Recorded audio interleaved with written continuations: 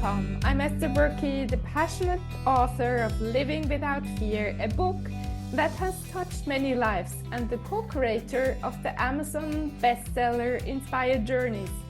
If you're here to explore a world of new possibilities and find inspiration, you're absolutely in the right place. If today's episode resonates with you or someone you know, please share it. Let's spread the message of hope together. Don't forget to subscribe to my newsletter, join me on YouTube, and if you find value in this podcast, I'd be so grateful if you could leave a review and sprinkle some stars on your favorite platform.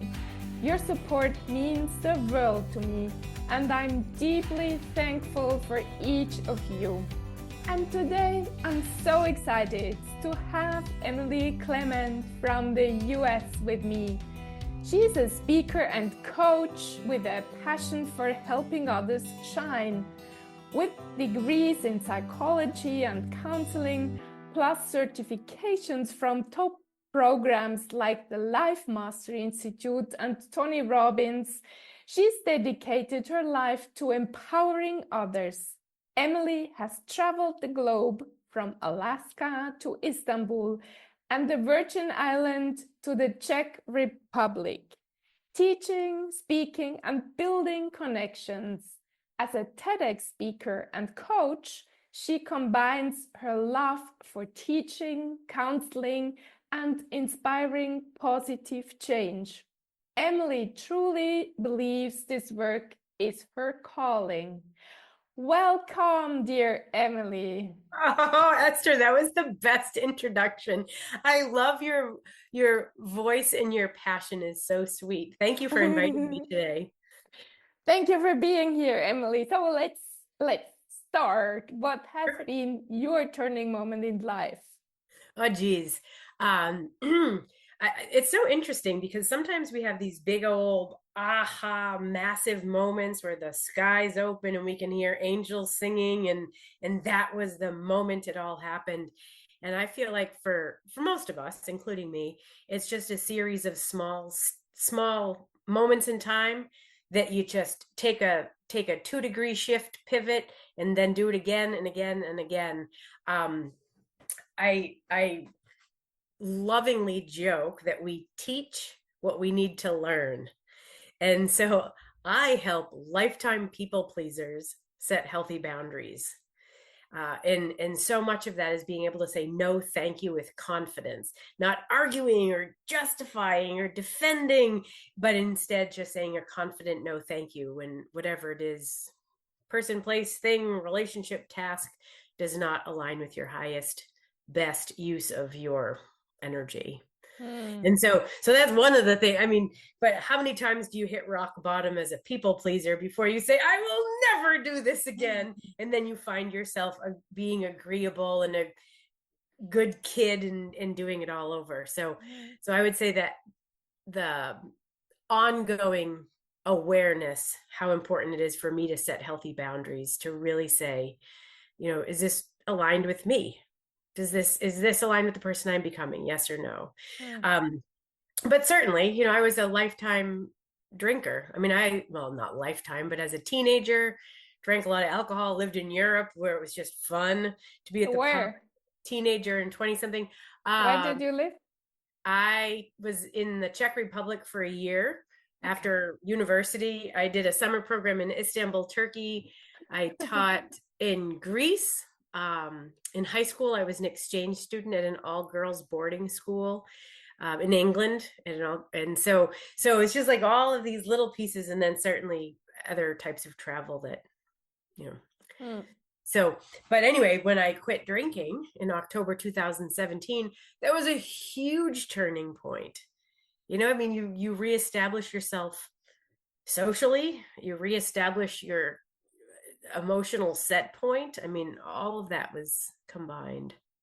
And how come, I mean, people need all these things? I needed also quit drinking and binge eating and everything. But how come that you needed to, or why did you use drinking to numb, I guess, some feelings? Yeah. Well, so much of it though was just social. You know, Mm-hmm. I've never been married. I don't have children. So what do? You meet at the bar. You meet at the pub.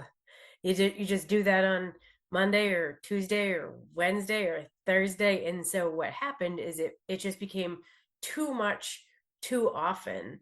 And perhaps this resonates with you or any of your listeners, that then there's guilt or shame when you wake up in the morning and you wasted time or money or calories or a good night's sleep, and it affects your motivation in the morning. And so it was just way too much, way too often, and I was no longer enjoying it. Do you remember where it started? Oh yeah, yeah. I mean, I knew I loved it immediately. I mean, yeah. But that's the thing too, right? Is that there are so many things that don't serve us, and alcohol is one of them. I mean, I don't think that I struggle with addiction, but I will say it was too much too often, and it never felt good, especially those last few years where it was like, come on, you still got it in you. You're young and fun. And it's like, this is not fun though. Same way, just as a silly example, but a perfect example is I gave up watching television as a New Year's resolution in 1997. I mean, that's however many years that is, 28 years that I haven't watched television. And to me, it was too much. It was too often. It wasn't aligned with the person I was becoming, the same way I would describe alcohol. And so really it's all about this is all about setting healthy boundaries, right? It's all that self-reflection. Does this thought, feeling, behavior align with the person I'm becoming? Yes or no? Mm. How about healthy boundaries in your family? Did they know? Did they know healthy boundaries? How much time do we have? Yeah, well, you know, it's so interesting. So my sister and I have a tricky relationship, and she'll look back on our childhood and say that I was so bossy, which I believe, obviously. But you know what I did for decades is I never felt like I was bossy. I truly believed I was helpful. And she never found that helpful. She found it condescending and bossy. And so, you know, everything is neutral. Everything on this planet is neutral. We're only ever assigning meaning and value from our own lens. So from my perspective, look at me. I know what's best for you, and I'm going to share it. And from her perspective, she's like, lay off, you bossy older sister. You're always telling me what to do, and I don't like it. And so we were both right, except that it was very damaging. And I mean, we were maybe not right, but we both had our own perspective and felt pretty grounded in our own beliefs. Hmm. So now my sister is very quick to set healthy boundaries with me, whereas I would love to repair that relationship. But yeah, she's awesome. She is hilarious and fun and funny. And I was so helpful for so long. I'm not sure how that's going to end up. You're so hilarious, so fun as well. How about your dad and your mom? Which boundaries did they set with you? No, I say it all the time that I won the parent lottery. Like, I have no idea how lucky I got. I don't know what sort of soul contract I signed before I came into this physical world. My parents are awesome. They're super loving and generous and kind, and yeah, I'm not sure if that's where it began. I think that more so in elementary school. I was a good kid. I mean, I'm sure this resonates with most people, right? You're a good kid, and like, we love having Emily over at the house. She's so polite, she's so helpful. And so what happened when I was maybe 5 or 6 or 7 years old, I started to believe that doing for others made me lovable, and that being myself wasn't enough. I had to do for others in order to be loved or appreciated or respected. And so I don't think that the healthy boundaries, those toxic beliefs about myself and the world around me happened at home. I think that it was more out in the world where I just got so much praise and appreciation for being helpful. And even in, preschool, I think maybe I was 4 years old, that the teachers were like, Emily is so helpful. She cleans up her space and she's always polite and kind to all the other students. Right up to my very last, job evaluation, like, Emily is so helpful. If you need something done, you just ask her. She's reliable. She's got integrity. She is always so helpful, always willing to help. And it's like, dang it, that is no longer a compliment to be helpful, but sure enough. And now you like to be not helpful. How do you do that? Well, this is the difference with people pleasing, is that now I'm saying yes on my terms. Whereas before I was saying yes to every relationship or opportunity or invitation or task because I felt obligated, because I never wanted to disappoint anyone. I don't want them to be mad at me. So I better do the thing and I better be really good at it and really go above and beyond and make them proud or whatever it is. And so now when I say yes to something, it's because I genuinely want to participate. I genuinely want to engage. Mm. Do you remember a particular scene where you said no and you got a lot of disappointment on the other side? Well, that's the crazy thing. I actually remember saying no for the first time. I worked at a church for years. I was the director of Christian education. So I have a background in, I was a classroom teacher. Then I got my master's degree in counseling in the early, I don't know, 2000s, 2003 maybe. And so from that teaching and counseling perspective, and I had a lot of different jobs. Anyway, I was working at a church for 5 years. And then when I left the church, someone had asked me, hey, Emily, would you like to usher on Sunday morning?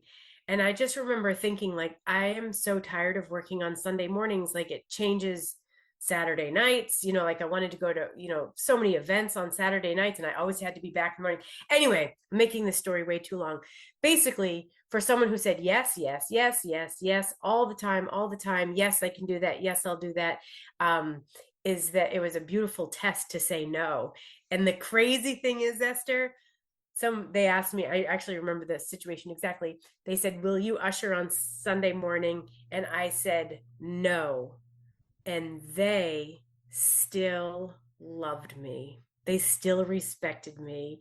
They still talked to me. And so I think I had crafted this entire story in my mind that if I disappoint them, people are going to hate me, or they're going to be angry, or they're going to say something insulting. And it's like, of course that doesn't happen.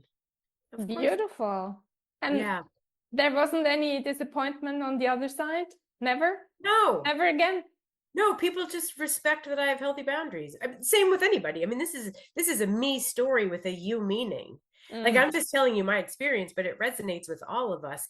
Sure. Is that we create these stories and scenarios in our mind that almost never actually happen. And so, as I had mentioned, so this is what I'm trained to do as coming from a counseling background, and then certainly getting into coaching. And I have a lot of those certifications. I mean, I love to learn. And so what happens is if you're saying yes to everything and you don't want to disappoint anyone, you have those people pleaser tendencies.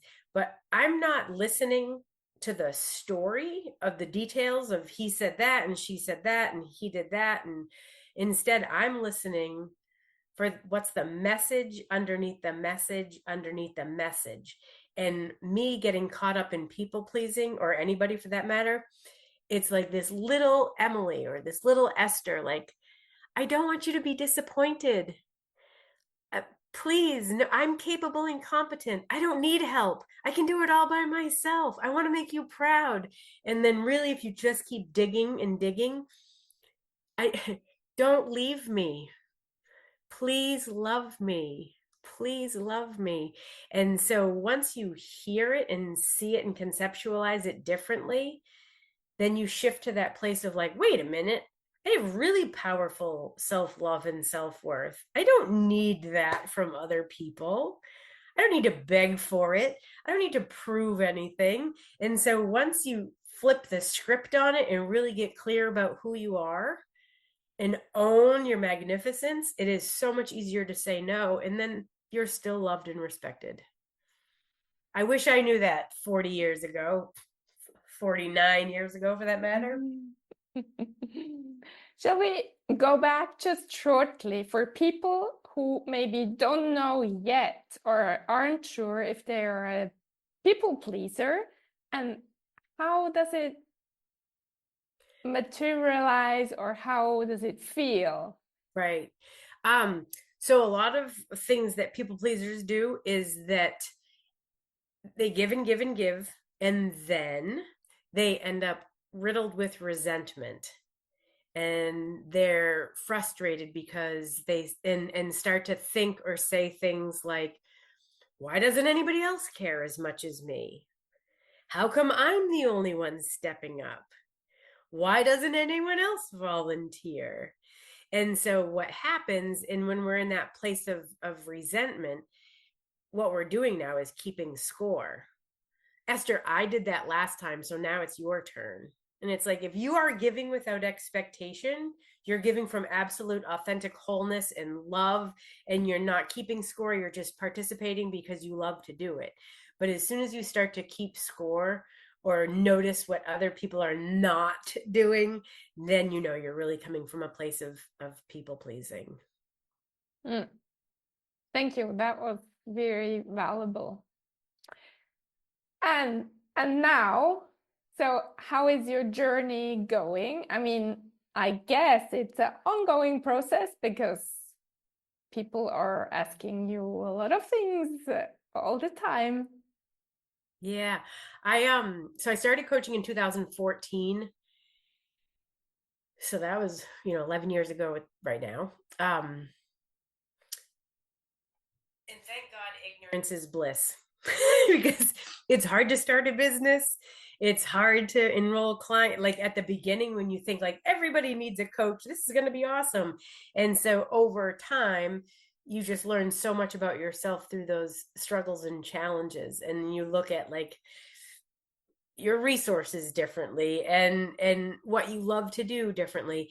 And so as someone who's been coaching for 10 years, I have surrounded myself with high vibe, like-minded people.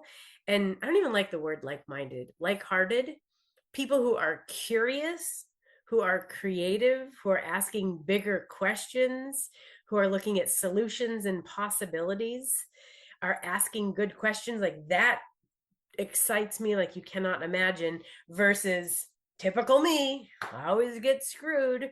And you're just surrounding yourself with people of vibrational increase. And so because of that, and I've been super intentional about who I share my time and attention with and who I don't. And so a lot of relationships have just sort of fallen away organically because we've outgrown each other. And that's okay. That's okay. I just worked my 25th Tony Robbins event. I mean, that is super fun, that I am at a lot of his live events from Fiji to Florida and Germany to Dallas. I mean, it is so that is super exciting because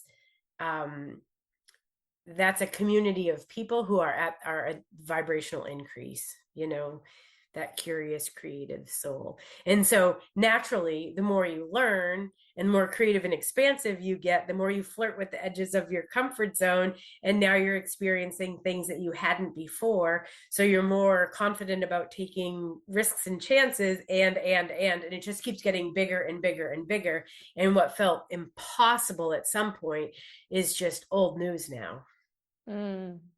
Let's imagine, Emily, that at the Tony Robbins event, someone is asking you, can we do that? Can we do this favor? And so what are the internal steps then? How do you know if this is yeah, a yes for you or a no? Right. And so this is actually the exact framework I take my clients through. So this is the micro, mini, teeny tiny, weeny version. Is first, like, I mean, this is again what I would do with clients, and I would do this, right? I am my longest term client. it's it's remarkable. I'm still coaching me, really. Is that you want to really define who are you and who are you becoming? And when you think about your all of those arenas, your health, physical, mental, emotional, spiritual health, your relationship, from the inside out with yourself, family, friends, community, the earth, God. What about your career? What is it that gives you passion, meaning, and purpose? And your money, how much money do you want to earn, save, spend, give away? And so to me, it's all about defining my big dreams. And so now I'm showing up to my day knowing what I desire, knowing who I am becoming. And so that's just the beginning part, because those are just like a solid brainstorming session. And so really, because the quality of your life is a direct reflection of your emotional state, and your emotions are your point of attraction. And so when you really think about, how do I want to feel today? How am I showing up to my day? I want to feel grateful, joyful, appreciative, appreciated. I want a strong sense of belonging. And that doesn't mean with groups of people, although it could. Like where can I create that for myself? And so how do I want to feel? How do I want to feel? And then looking at your core values. What do you stand for? Mhm. Really. And so once you know who you are becoming, how you want to feel, and what you value most, setting healthy boundaries becomes really organic. And so if you said, Esther calls me on the phone and says, "Hey, Emily, I've got to move this couch upstairs, and it's really old fashioned and heavy, and the staircase is so narrow, and the couch is so huge and heavy. Will you come over to the house and help me move it?" Like, that sounds awful to me. And so, but I love Esther and I don't want to disappoint her, and she is my friend. So then you ask, how am I supposed to react? And then it's like, you know what, Esther, I'm going to bring you pizza for when you are done. Or let's find someone we can call. Let's do that together to find someone who would be a Yeah. perfect fit for you. And so it doesn't always mean there's a hard no. It means you're just sort of navigating what will work for me or what won't work for me. And so you are suggesting, when I'm perhaps with you at these Tony Robbins events, I get asked to do all sorts of crazy stuff. And part of it is just my job, and that's just part of my job description, and you just do it. So it's really more of the outside of that. I like to go to bed early. So if you invited me out to dinner at 9 p.m., I've been asleep for 2 hours. Like, I'm not going to do it. Mm-hmm. So then how do we problem solve that? Or how do I recognize, like, oh man, Mm-hmm. I will meet you for breakfast. I'm not meeting you for supper that late, but I will happily meet you for breakfast. And so it's just having that awareness of what works for me, and then offering solutions. And just to get clear, Emily, so do you listen into yourself, or what is it? Yes. Your intuition. Yeah, you listen to your intuition. Yeah, it's that it's the still small voice. It's the deep sense of knowing Mm. that will never lead you astray. Mm. It's our thinking brains, that are logical, rational brains are like, well, Esther, I don't know if that's a good idea. You probably shouldn't do that. But if we can silence the itty bitty shitty committee in our mind, and just really drop down into our heart, and pay attention to where we're being divinely led, that will never lead us astray. Beautiful. And what I really want to tell our audience, you did an amazing TEDx speech, and I was listening to it today to prepare this interview. And I told you beforehand, well, before we started recording, that it sounds like a abbreviation of Tony Robbins teaching for 16 minutes. And then you told me, I didn't know Tony Robbins at that time. You did it 7 years ago, right? Yeah. So that was amazing. You are so aligned with what Tony Robbins is teaching. Thank you. Well, it's funny too, because Tony is one of my mentors, and I'm not sure, because we haven't talked about this, but like Dr. Joe Dispenza and playing in the quantum field, and what does it like to tap into that fifth dimension, and how can we use meditation as an agent of change. Like, I love those teachings, and so that appeals to me a great deal, as does Abraham Hicks, Esther Hicks. She is probably my greatest teacher of all time. Brene Brown. I mean, anyone who's published by Hay House Publishing, Louise Hay or Wayne Dyer. I mean, all of those teachers are so magnificent, and Tony is one of them. But that's how I know you, and so that's like the beauty of it all. So yes. And let's maybe summarize for our listeners. So how can you find more no in your life and feel aligned with your no and not feel bad about it? Maybe can you give a short summary? Sure. Yeah. I think it's really about clarifying who you are becoming. Ta-da! That's the short version. Is so often we're going through the motions and getting through the day, and we're living a life by default, and yesterday looks just like tomorrow. And so my invitation as a coach is always to shift from living a life by default to a life by design, to get clear and specific about who you are and how you want to feel and what you value most, so you can set healthy boundaries with effortless ease. And really, my definition of healthy boundaries is very simple. If you are not feeling a heck yeah, then you are free to respond with a confident no thank you. Beautiful. So thank you so much, Emily, for having shared your beautiful message. And if you want to find Emily, yes, you can. I'm at emilyclementlifecoach.com. And we put it in the show notes. So whenever someone needs it, Emily is here for all the people pleasers. And thank you, Emily. Thank you. I appreciate the invitation to serve. And thank you, dear listener, for spending your precious time with us today. And in case you feel worthless and nobody seems to like you, we tell you, you're amazing, we love you, and you are a gift to everyone who crosses your path.